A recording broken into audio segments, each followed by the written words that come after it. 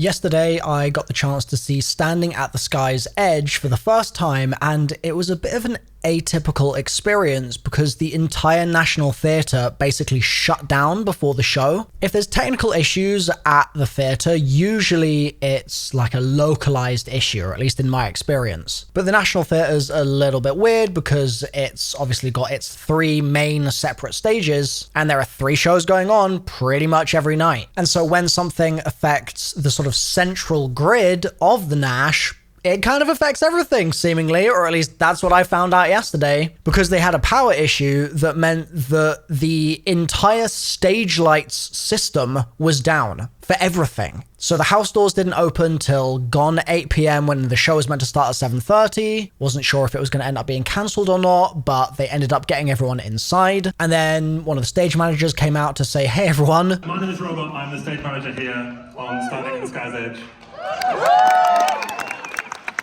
I can assure you that your evening probably didn't intend to begin with me talking to you, nor did mine. It's lovely to meet you.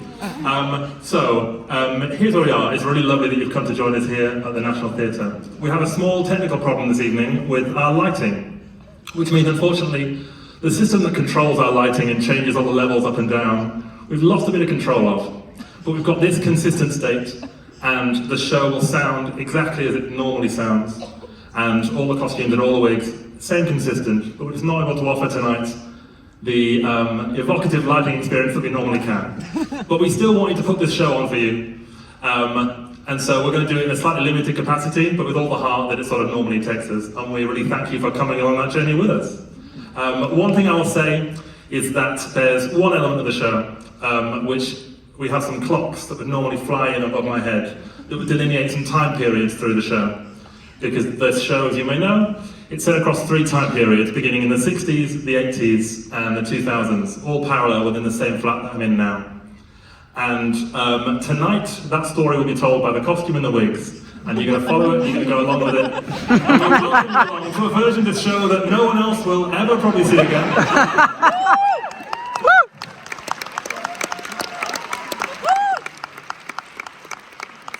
We thank you very much for your patience, for hanging around a bit outside, and for coming in and taking your seats now. We're now ready to begin the show. Wonderful, so thank you very much. I really hope you enjoy Standing at the Sky's Edge. Thank you. The show is supposed to have lights on a couple of clocks that indicate time periods.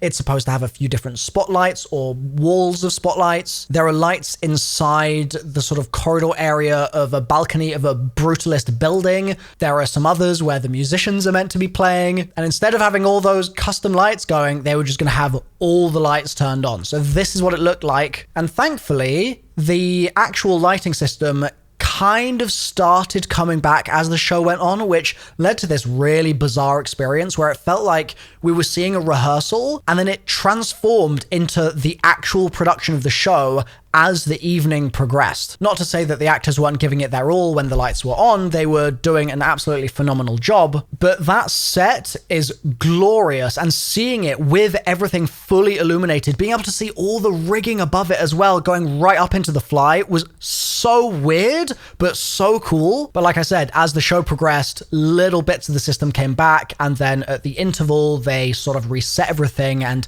seemed to be able to restore the majority of it, and by the end of the show, it was, I think, 90% working. And that was good news because the lights being a little bit more dimmed and focused on the stage meant that it was a little less obvious that I was absolutely in tears in the final few minutes of this show. I have not been affected by theatre, especially musical theatre, this deeply in so long. And I went into the show knowing that it was going to be emotive, but I didn't expect it to really get me that much. I was lucky enough to be sitting front row. I rushed front row tickets, so I got them for really cheap. And the performances from everyone in the cast were just mind-blowing. I won't give any spoilers here, but the premise of the show is that it's set in a Sheffield kind of council estate-y style building. It's a real building in Sheffield. It's called Park Hill. And the show is unique in that it has concurrent storytelling happening throughout,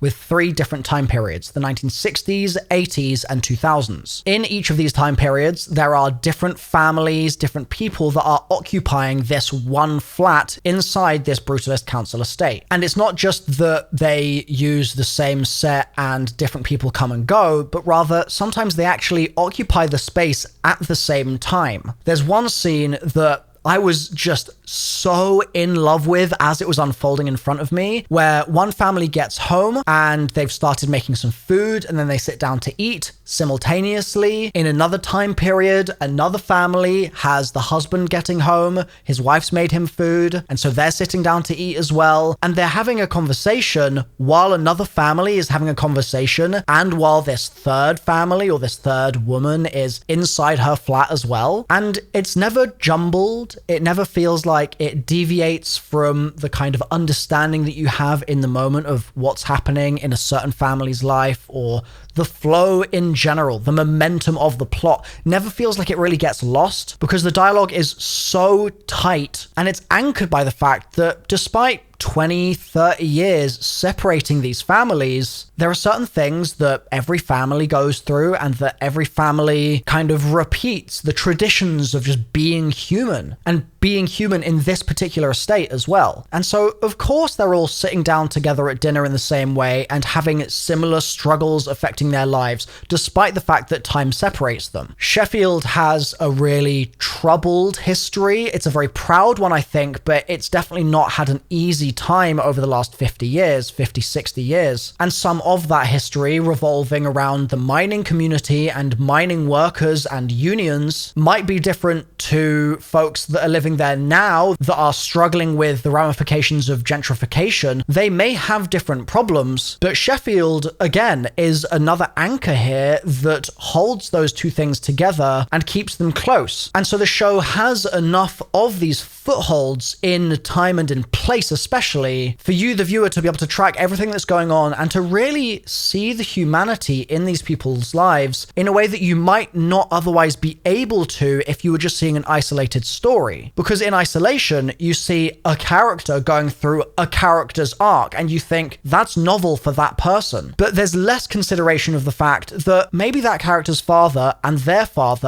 mother and their mother all went through similar struggles, perhaps with different environments around them, but with that same humanity at the core. And this show puts a spotlight on that and it dazzles you with it for the full 3 hours. I want to give a special nod here, despite the fact that the entire cast was absolutely amazing, to Alex Young, who plays Poppy. I thought her performance was wonderful. And especially a massive round of applause for Faith Omole, or Omole, I'm not sure, sorry. She stole the show. And I often go to the theatre to see a play or to see a musical or whatever, and there's like a standout character, or there's just someone who you get attached to more. Maybe it's just the way that the show's been written. You're like, oh man, like I'm really vibing with this one person. But rather in this case, this is me saying Faith's acting prowess was so sensational, I cannot really even put it into words. From the minute she steps out on stage in the opening 5 minutes of the show to the very closing scene, she was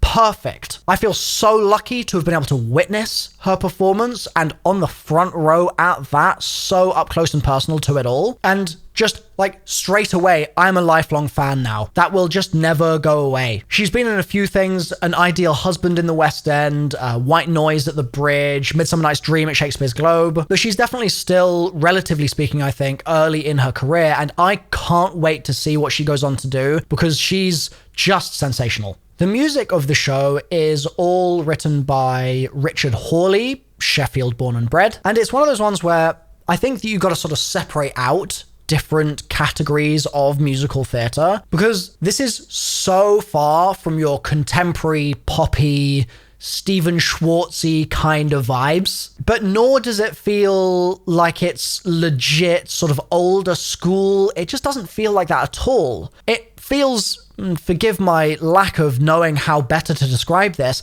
very much like the sort of music that you might expect in a National Theatre production. Like, it's incredibly fitting for what was happening on stage, and it works really effectively, but there's definitely not a single song that I was humming after the show. And that's okay. I absolutely love a good bop in a musical, but I'm also here for music which just keeps on telling that story and keeps bringing those characters to life, but the life of the music itself doesn't necessarily extend beyond the stage. That's absolutely something I'm okay with. But as I said in the case of Tammy Faye, which was still a little bit more poppy, I mean, Elton John was involved there, I do think that when you're describing something as a musical, these days, that has a specific kind of meaning to a lot of people who might expect some earwormy stuff in there. And I would be a little worried that the lack of bop ability may hinder a little bit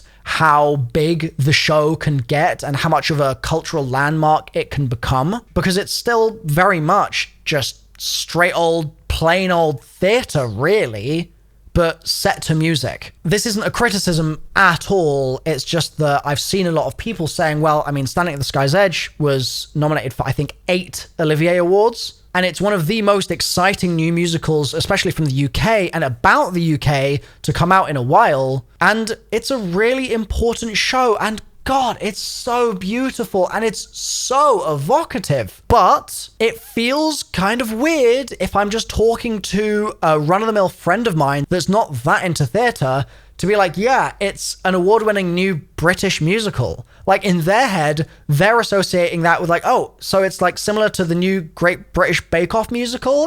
And I'm like, no, it's so different. And it's so wonderful. And I think everyone should try and see it. And it's only on for another couple weeks in the National Theatre, which is a tragedy. It's a crime. I believe it started out in Sheffield and then moved down here. So I'm crossing my fingers that maybe it tours or something like that. But whether that happens or it gets some kind of transfer and it ends up sticking around in London for a while, I implore you to go and see this show if you get the opportunity, and to go with open heart and the willingness to have a good cry if you end up feeling compelled to do so, because I certainly did. It was beautiful. I am so grateful to everyone involved with that production for pulling through despite the technical difficulties that they were having at the beginning of the show. And what can I say? This is so easy to give a 10 out of 10 to. I don't even normally do number ratings necessarily, but it's a 10. It's 5 stars. It's ticks across the board. Give them all the awards. Standing at the Sky's Edge, go see it.